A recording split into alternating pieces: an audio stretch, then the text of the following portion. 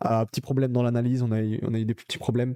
Donc bon, ça reviendra dès la semaine prochaine. Il y aura plus d'analyse, il y aura plus de précision, avec des runs HRC aussi en plus qui rajouteront des précisions. Donc ne t'en fais pas, hein, c'est juste temporaire, ça va arriver, c'est juste un petit problème technique. Et on est reparti tout de suite après ça.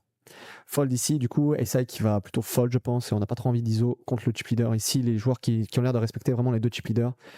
Chute qui a un bon spot de 3 bêtes, je pense qu'il va tout le temps 3 bêtes ce spot là. En termes de sizing, on est censé faire assez cher vu qu'on n'est pas trop censé 3 bêtes dans ce spot là, donc je pense 8, c'est un très bon sizing. Ouais. Ici, Wild Coco qui a peut-être deux décisions, soit il peut call, soit il peut 4 bêtes size, jamais 4 bêtes all-in. Ce serait un peu trop bourrin. Et du coup, ici, il a décidé de 4 bêtes size. 14, je pense que c'est un super sizing aussi, pareil, parce qu'il se laisse la porte de sortie si jamais l'adversaire a un gros KO. Et chute ici, tu vas voir, ça va être magique. Ici, ça va encore envoyer. Il fait un 5 bêtes. C'est ça, 3 bêtes, 4 bêtes, 5 bêtes size. Ouais, 5 bêtes size. Honnêtement, je suis pas fan du tout de ce spot-là, de ce spot de 5 bêtes size. De 5 bêtes size, pourquoi? Parce que j'ai l'impression que quand on a un KO aussi important qui vaut quasiment 10 blindes, je me sens pas forcément. Je pense qu'on n'aura pas assez de bluff, en tout cas, on n'aura pas une range assez wide dans ce spot-là. Et on laisse un peu trop la cote à l'adversaire de call IP. Donc bon, je sais pas si je suis héros parce que j'ai déjà regardé ce spot-là. Là, tu vas voir, ça va être zinzin. Il va tout de suite perdre. Je suis pas un grand fan du coup de ce spot-là, de 5 bet jam. Je sais même pas si ça aurait changé quelque chose. En tout cas, peut-être qu'il aurait call Wild Coco. Mais ouais, du coup, ici, il va c-bet un tiers pot et Wild Coco, il va essayer de faire tapis. Je pense que c'est super bien joué ici de faire tapis direct. Pourquoi? Parce que la range de chute, elle est assez. Comment dire?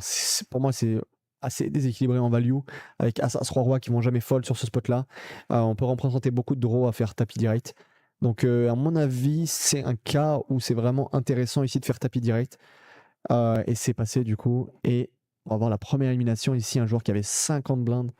Énorme spot, énorme spot. N'hésite pas à me dire ce que tu en penses ici. Le 5 bet size, je suis vraiment pas fan. S'il avait vraiment un tout petit KO, j'aurais vraiment aimé ce choix. Mais même, je pense qu'on n'est pas trop censé avoir de size trop important hors de position comme ça. Donc, je suis pas un énorme fan non plus. Mais bon, c'est quand même courageux de l'avoir pris à sa place. Ici, je pense que Milk, il va tout le temps check raise.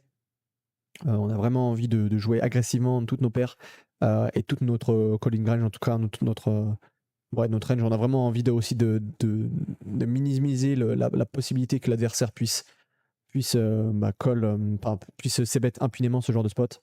Il essaie de call ici, franchement, c'est déjà assez sick comme spot, même s'il a 2 over plus backdoor, des trucs comme ça. Pas évident de call ici. Sur cette dame, Milk, il a essayé de checker. J'aime plutôt bien parce que